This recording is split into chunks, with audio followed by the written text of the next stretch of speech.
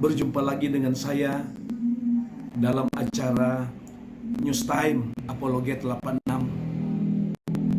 Ini ada sebuah video yang beredar, tidak lain tidak bukan yaitu debat antara agama Islam dan agama Kristen.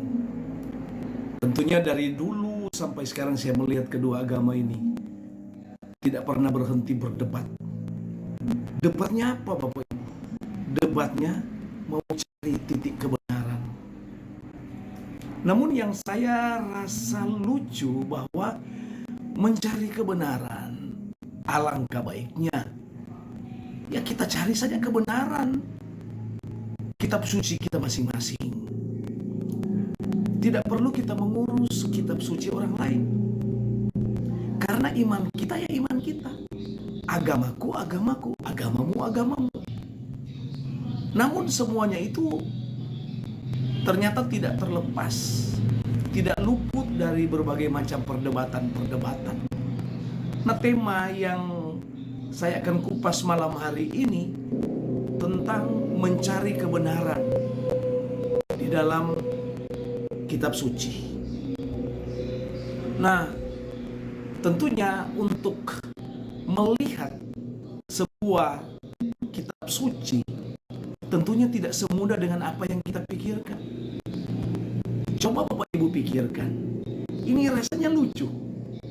Saya sebagai orang Kristen, lalu saya membahas kitab suci agama Islam. Kira-kira masuk di akal enggak? Sejauh mana saya tahu tentang agama Islam? Begitu juga dengan dari pihak agama Islam. Kok bisanya dia mau mengurus kitab suci agama Kristen? Persoalannya, mampu enggak dia menerjemahkan apa yang dimaksud daripada isi Alkitab itu? Nah, ini yang kadang-kadang saya melihat ini bukan lagi sebuah hal yang mungkin saling membangun, tetapi sebaliknya malah ini saling menyerang. Tetapi tidak apa-apa, karena saya melihat ini sudah sering terjadi, maka saya coba masuk di dalam masalah ini. Saya akan meluruskan semampunya saya, sepengetahuannya saya mengenai isi Alkitab. Kenapa? Karena lebih banyak dipertanyakan tentang Alkitab, terutama ketuhanannya Tuhan Yesus. Nah, ini kan, ini lucu. Yang dari pihak agama lain mempertanyakan tentang ketuhanan pihak agama Kristen. Ini kan aneh. Anda mau tahu sejauh mana Anda tahu tentang kekristenan? Sementara Anda memandang Alkitab itu dari sisi logikamu, cara berpikirmu. Nah, memandang Alkitab itu tidak bisa pakai logika, tidak bisa pakai cara berpikirmu. Tentunya akan keliru, tidak akan pernah mendapatkan hasil yang memuaskan bagi. Untuk itu kita akan sedikit menyaksikan beberapa cuplikan daripada debat antara almarhum Ustadz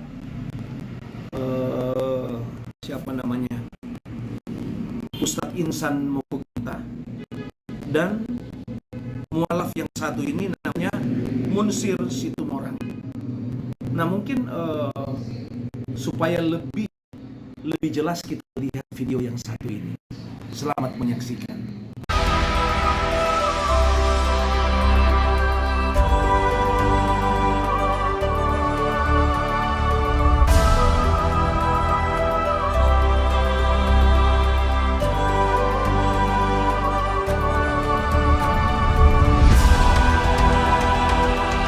Bagaimana menurut Islam? Apakah betul kitab itu? Apakah saksi-saksi itu bisa dipercaya? Apakah bukti-bukti itu bisa diklarifikasi? Silakan kepada Pak Mutir, waktu hanya 5 menit.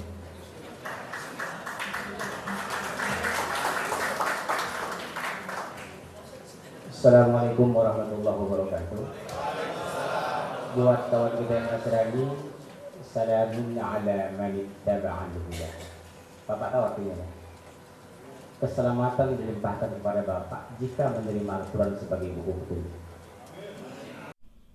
Ya, sahabat debaters, tadi pendahuluan dari Ustadz Munsir Situmorang, mantan pendeta Kristen.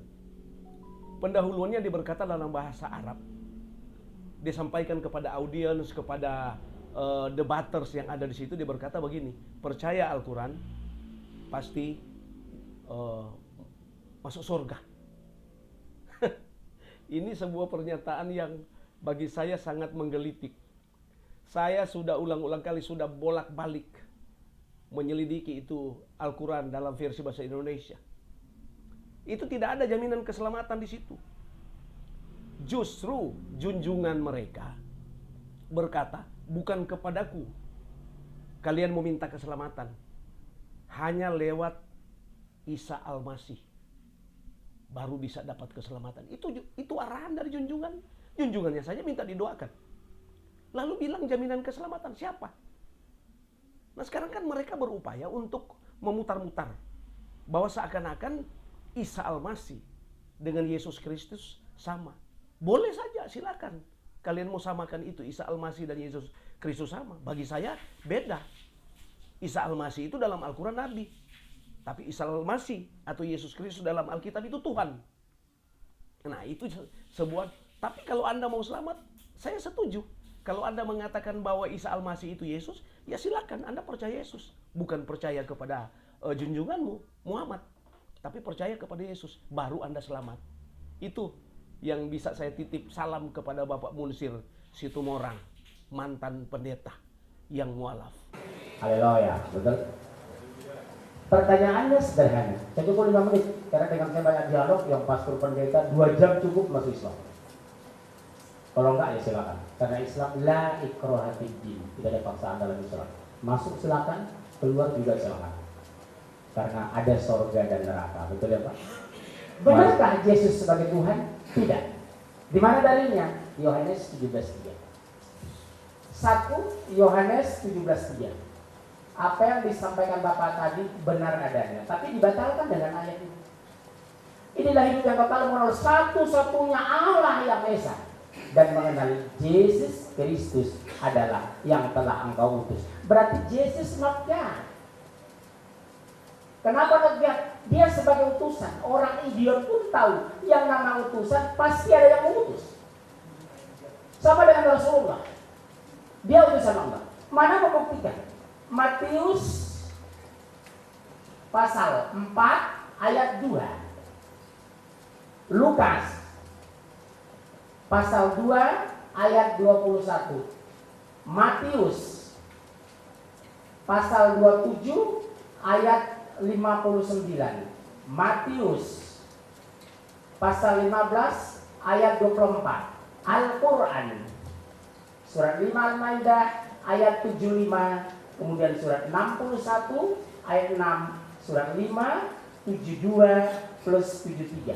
Karena dialog harus berdasarkan kitab suci, bukan sentimen tapi argumen. Enggak ada suara ya.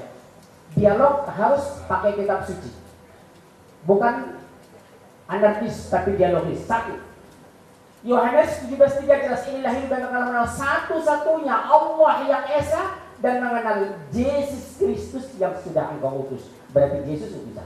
Lebihnya sama dengan Muhammad dan Rasulullah. Rasul bahasa Arabnya punya utusan Pak. Yang kedua, mana buktinya dia manusia biasa sebagai Rasul dalam Islam? Matius pasal 4 ayat 2. Setelah Yesus berpuasa 40 hari, 40 malam makan lapar lah ia. Kalau Tuhan mustahil lapar. Makanya kami berpuasa. Yang kedua, Lukas pasal 2 21. Setelah Yesus berusia 8 hari, maka dia khitan, sunat. Dia sunat. Kalau Tuhan mustahil sunat. Dokter mana yang berani sunat Tuhan? Betul? Yang ketiga, Matius 27:59 berbunyi, setelah ayat Yesus diturunkan dari kayu salib, maka dikafani dengan kain putih linen bersih. Ini saya bawa Bible tua ini Pak. Di sini masih berisi Lembaga Alkitab Indonesia 60 tahun yang lalu. Apa di sini? Jika kamu mengatakan ini dan itu besok, jangan katakan aku melakukannya. Katakanlah insya Allah, lengkap sempurna di Bible Bapak sendiri. Dan ini bukan palsu Bapak. Lembaga Alkitab Indonesia tahun 1963. Bahkan kalau saya bongkar Alkitab tahun 1800, saya punya Bible banyak Pak, 40 lebih. Ya, apa di sana? Akan lahir seorang nabi yang bernama Ahmad. Ikutilah, jika tidak kamu akan kuminta pertanggungjawaban. Amin, haleluya. Betul? Yang keempat apa? Matius pasal 15:24 berbunyi, ini buat Bapak yang Batak, itu kurumapea, laiku ini dari Manado, TU kami sama-sama dari Samosir Pak. Ya, saya semua orang beliau rumapea. Cuma kami semua orang Islam 10%.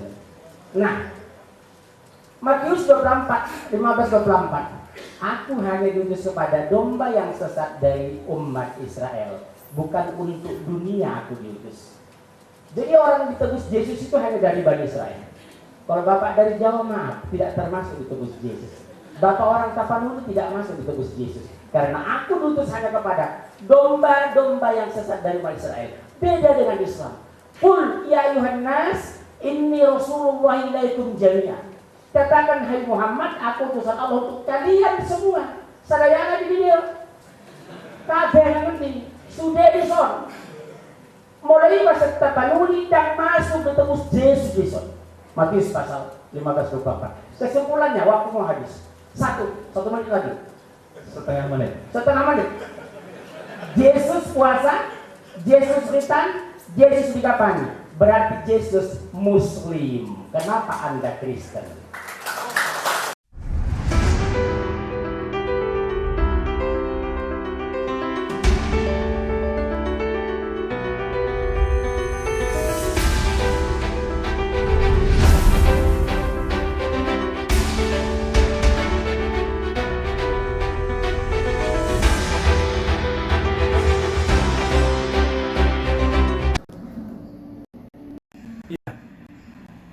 Sahabat debaters, ini alasan kedua dari Ustadz Munsir Sitomorang. Alasan dia berkata bahwa Yesus bukan Tuhan. Diambil di dalam Yohanes 17 ayat 3. Di situ ada kata utusan. Bahwa Yesus sendiri berkata bahwa dia bukan Tuhan tetapi dia utusan. Lalu Matius 4 ayat 2. Yesus lapar. Ini ketika Yesus selesai berpuasa 40 hari 40 malam, Yesus lapar. Menurut Ustadz Munsir, kalau dia Tuhan, tidak mungkin disebut utusan. Kalau dia Tuhan, tidak mungkin lapar. Nah, lalu Lukas 2 ayat 21, bahwa Yesus disunat. Masa menurut Ustadz Munsir, masa Tuhan disunat? Nah, lalu Matius 27 ayat 59, Yesus dikafani. Ya, waktu Yesus mati disalib, ketika dia mati diturunkan dari salib, lalu dibersihkan, lalu dikafani. Menurut Ustadz Munsir, bahwa kalau dia Tuhan, untuk apa dikafani? Masa dia Tuhan kok dikafani? Nah, lalu berikut lagi Matius 15 ayat 24, bahwa Yesus datang hanya untuk orang Israel. Ya iya, memang dulu dia datang untuk orang Israel. Misinya kok cuma untuk orang Israel? Karena Israel itu umat pilihan Tuhan. Tetapi karena Israel menolaknya, maka ya, keselamatan jadi milik semua orang. Ya ada bersyukur juga bahwa Israel menolak. Kalau Israel tidak menolak, mungkin Ustadz Munsir dan kawan-kawan ya mungkin tidak dapat pemutusan kutuk dosa Adam dan Hawa waktu dia putuskan di kayu salib.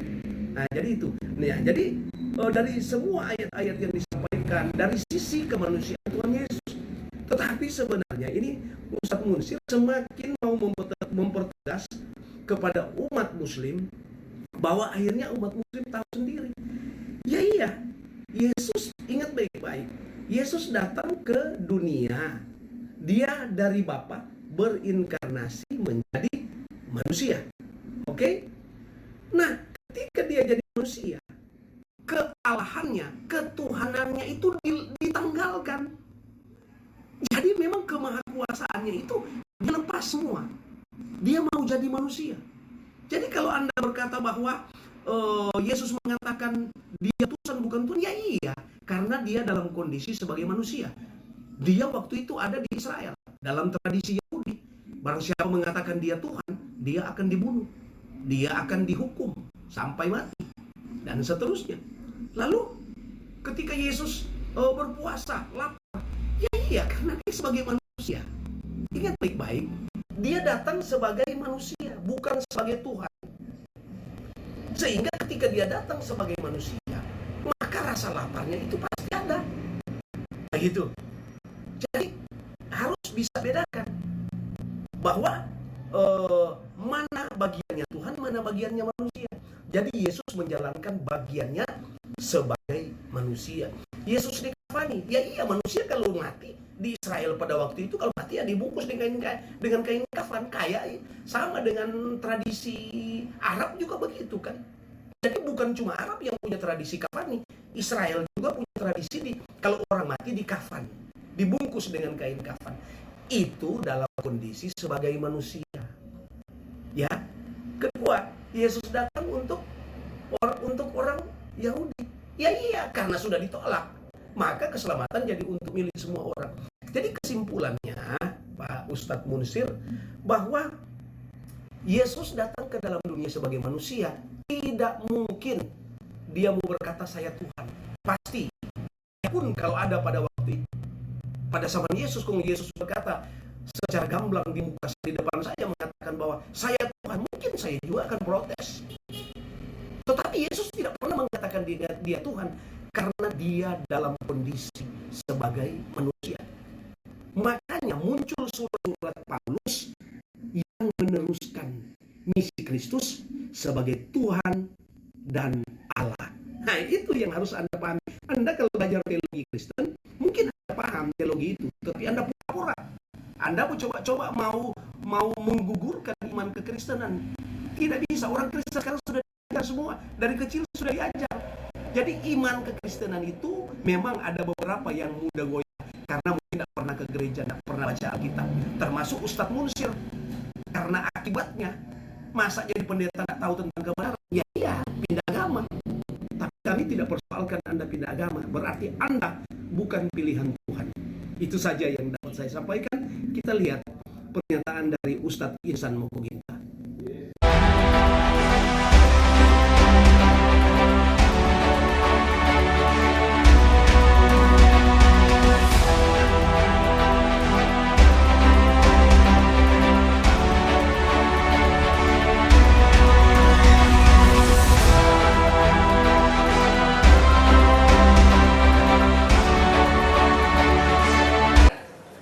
Jadi supaya saya tidak dipersalahkan, saya minta tolong Yesus yang jawab. Apakah dia Allah atau Tuhan atau bukan? Lihat Injil berempat, Matius, Markus, Lukas, dan Yohanes. Kita lihat 4 Injil semua saya kutip. Lalu mereka kecoran menolak dia, maka kata Yesus kepada mereka, dua pemuka, seorang nabi. Dia ngaku seorang nabi. Dia seorang nabi coba tempat Injil. Saya aminkan. Semua umat Islam menjadikan Yesus nabi. Mau tunduk taat ikut Yesus, jadikan beliau nabi. Yesus nggak mungkin bohong, nggak mungkin. Yesus Nabi Isa, salah seorang nabi yang sangat kami muliakan. Kita lihat tadi sudah dijelaskan oleh Pak Munzir bahwa Yesus mengaku dengan jujur Allah itu satu-satunya dan dia hanya diutus. Ini Alkitab sampai versi 3. Kamu lihat versi Alkitab di Indonesia, mungkin saya terbanyak. Sekian ratus tahun saya punya. Ya. Lihat, inilah hidup yang kekal itu. Yaitu bahwa mereka mengenal Engkau satu-satunya Allah yang benar dan mengenal Yesus Kristus yang telah Engkau utus. Yesus yang ngomong ini. Ikut, tunduk, taat. Saya lebih percaya kepada Yesus karena Yesus Allah itu satu-satunya dan dia hanya diutus. Saya lebih percaya kepada Yesus ketimbang Pak Pendeta. Kesaksian Yesus itu lebih dapat dipercaya. Versi lain, lihat versi lain. Mengenal Yesus yang diutus oleh Bapa. Nah ini kan, Dalam bahasa Inggris berapa versi bisa kita lihat? Ya. Macam-macam. Ya. And eternal life means to know you, that the only true God, and to know Jesus Christ who comes back. Nah, sahabat debaters, ini pernyataan berikut dari Insan Mokoginta. Nah, sebelumnya saya memberitahu bahwa ini video ini sudah lama beredar. Sudah berapa tahun yang lalu. Itu di zaman dimana Ustadz Insan Mokoginta masih hidup, sekarang sudah kembali.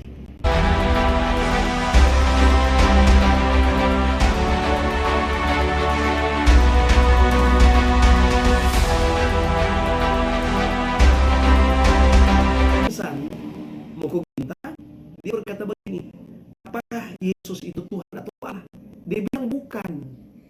Nah, jadi dia hanya mengutip dari seluruh ayat Alkitab yang menjurus kepada utusan. Jadi ayat-ayat Alkitab yang dia buka, Matius 13 ayat 57. Ya, Matius 13 ayat 57. Markus 6 ayat 4, Lukas 4 ayat 24, Yohanes 4 ayat 44, Yohanes 5 ayat 30, Markus 11 ayat 12 sampai 14, Yohanes 10 ayat 30. Nah, Bapak Ibu, tahu nggak isinya apa semua di situ? Isinya ini yang dia permasalahkan bahwa status Yesus itu hanya sebatas utusan. Nah, ini kalau bagi saya ini agak dangkal juga, ini orang mau ajak berdebat, tetapi yang dia panggil, yang dia sajikan itu bahan-bahan perdebatannya itu yang terkesan itu monopoli.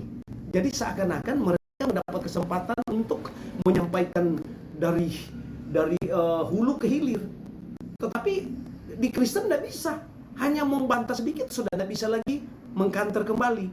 Nah itu ya, bagi saya diskusi ini sebenarnya sudah kelihatan berat sebelah, tapi nggak apa-apa.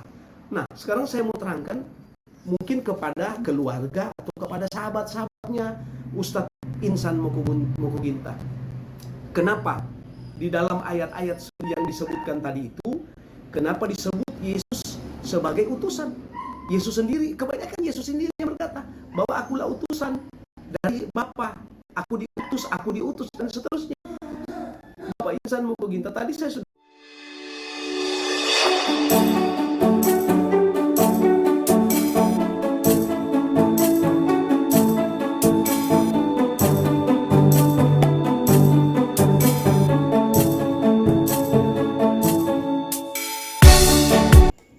ya, Bapak Ibu, demikian acara kita di dalam News Time Apologate 86.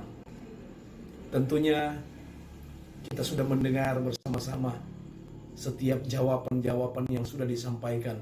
Pertanyaan-pertanyaan yang disampaikan itu sudah terjawab dengan baik. Kembali kepada kita masing-masing, kita mau percaya yang mana. Jika Anda meyakini bahwa iman Kristen, bahwa Yesus itu adalah Tuhan, silakan engkau memilih Yesus sebagai Tuhan dan Juru Selamatmu. Namun jika engkau berpikir bahwa itu keliru, silakan Anda kembali kepada keimananmu. Ini hanya sebuah tawaran saja. Biarlah di waktu-waktu yang akan datang semakin seru lagi, kita akan menyampaikan berbagai argumen-argumen kita dalam debat Islam dan Kristen.